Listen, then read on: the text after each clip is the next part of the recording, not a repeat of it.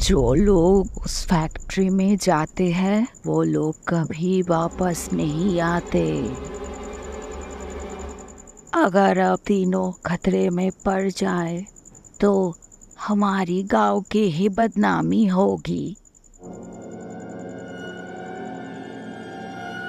मैंने थोड़ा आगे जाके बोला, आप वो सब लेके चिंता मत करिए, आप सिर्फ आज रात के लिए रहने की जगह दीजिए।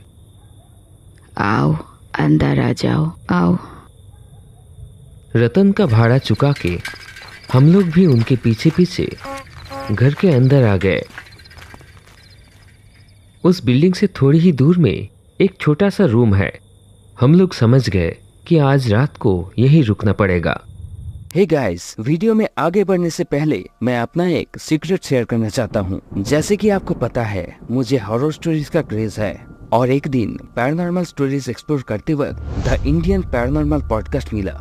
शाकचूनी से लेकर गण पिशाचिनी, ब्रह्म राक्षस, गोह तक सारी इंडियन भूतिया एंटिटीज की कहानियाँ यहाँ पे है। IMDb पे टॉप हॉरर पॉडकास्ट में ये शामिल है। 10 मिलियन से ज्यादा लिसनर्स के साथ और 100 से भी ज्यादा एपिसोड्स जो आपको डरा के रख देंगे। गारंटी है, एक एपिसोड सुनोगे तो सुनते ही रह जाओगे। सिर्फ 8 ऐप पर अवेलेबल है ये पॉडकास्ट, वो भी फ्री में। ऑडियो क्वालिटी A1 है बॉस। सुनोगे तो ऐसा लगेगा कि सब कुछ सामने ही हो रहा है। तो देर किस बात की, प्ले स्टोर में जाओ, 8 ऐप सर्च करो, डाउनलोड करो या फिर लिंक मेरे डिस्क्रिप्शन में भी मिल जाएगा। चलो अब आगे की कहानी पे फोकस करते हैं। वो महिला हम लोगों को देखते हुए बोली, इसी घर में रहना होगा और खाने की चिंता ना करो, हम भिजवा देंगे।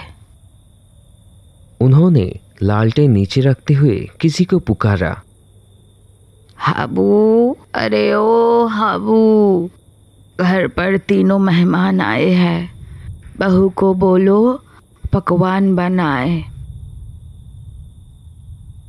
हम लोग हाथ मुंह धोकर घर में ही बैठे थे। तभी एक महिला कुछ नाश्ता और चाय लेके हम लोगों को दिया।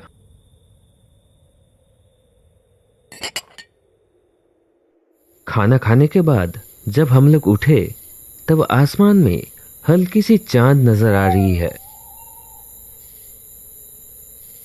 गांव का परिवेश इतना सुंदर है कि शब्दों में बयां नहीं कर सकते। चारों तरफ बड़ी बड़ी पेड़, एक ठंडी सी हवा चल रही है। मैंने मृणाल से कहा, अरे चलना, घर में ना बैठ के चलो इधर उधर घूम के आते हैं। मृणाल भी राजी हो गया। पुरानी फैक्ट्री को एक बार देख के आते हैं, चल। अंदर नहीं जाएंगे, सिर्फ आसपास ही देख के आएंगे, क्या कहते हो? सारी चीजें घर में रखकर उस महिला को बताकर हम लोग बाहर निकल गए। यहाँ की प्रकृति बहुत ही सुंदर है, लेकिन रास्ते उतने अच्छे नहीं है।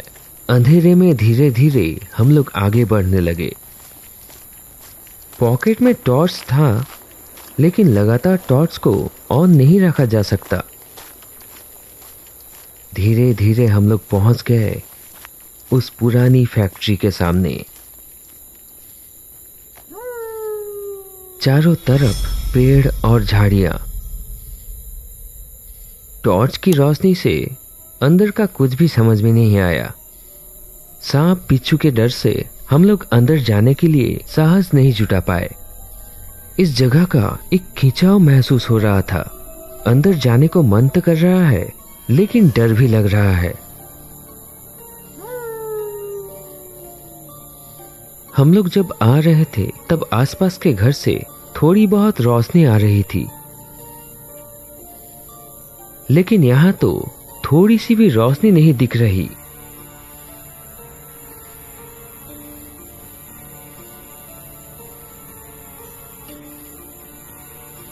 हम तीनों सब कुछ देखकर लौट के ही आ रहे थे। अचानक किसी की फुसफुसाने की आवाज से हम लोग रुक गए। ऐसा लग रहा था कुछ लोग हल्की आवाज में बात कर रहे हैं। शुभेंदु ने मृणाल का हाथ पकड़ते हुए बोला, बंद फैक्ट्री में जरूर कुछ गैर कानूनी काम होता है। यहाँ से चल। रुक, एक बार देखना चाहिए। लग रहा है ये लोग ही भूतों की बातें फैलाकर यहाँ डेरा जमाया है। क्या है, क्यों है, ये सब जानने के लिए हम लोग धीरे धीरे आगे बढ़ने लगे।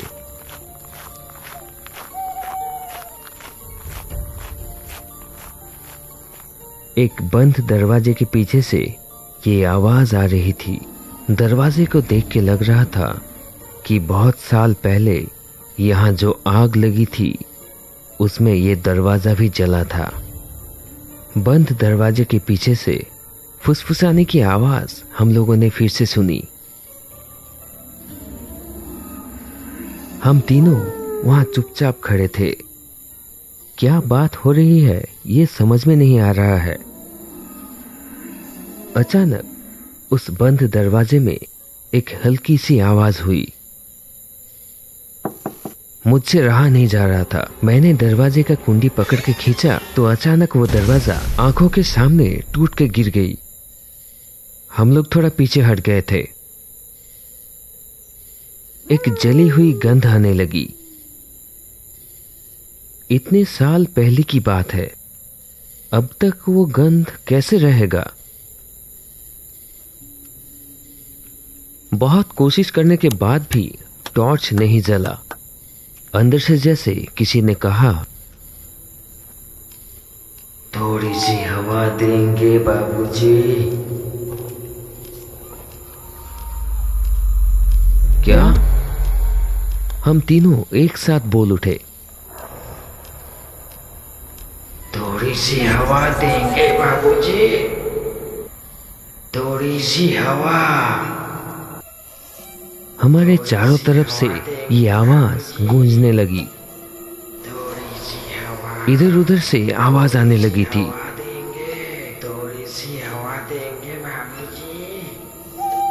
हम लोग चुपचाप खड़े हैं। अचानक भयंकर आवाज के साथ फैक्ट्री के अंदर के मशीन्स चलने लगे। वो आवाज चारों तरफ गूंज रही है। चारों तरफ से फिर से फुसफुसाने की आवाज आने लगी। हम लोग उस आवाज की तरफ बढ़ने लगे। मुझे कुछ अच्छा नहीं लग रहा, चल यहाँ से चल, शुभेंदु ने कहा।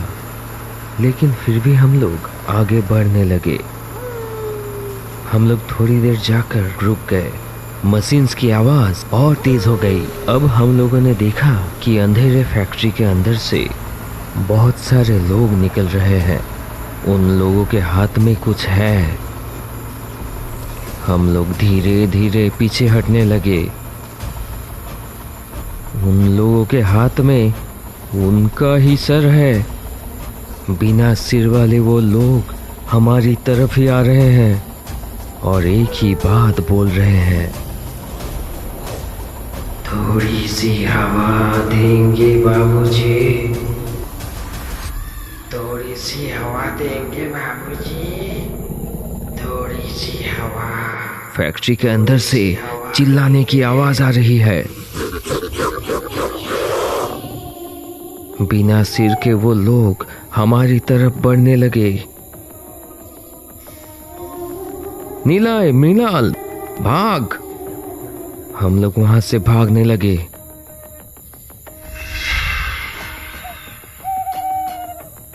कच्ची सड़क पे हम लोग दौड़ने लगे।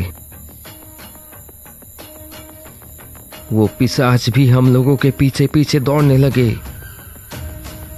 और एक ही बात बार बार बोल रहे हैं,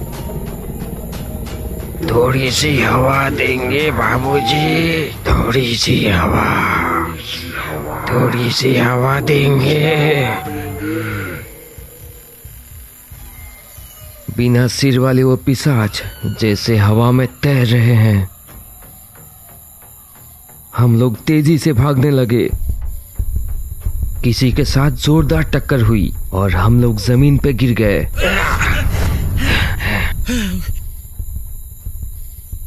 हम लोगों ने ऊपर देखा तो वो वही वैन वाला था। रतन। उसी ने फिर हम लोगों को प्रधान के घर छोड़ दिया। अगले दिन सुबह ही हम लोग निकल पड़े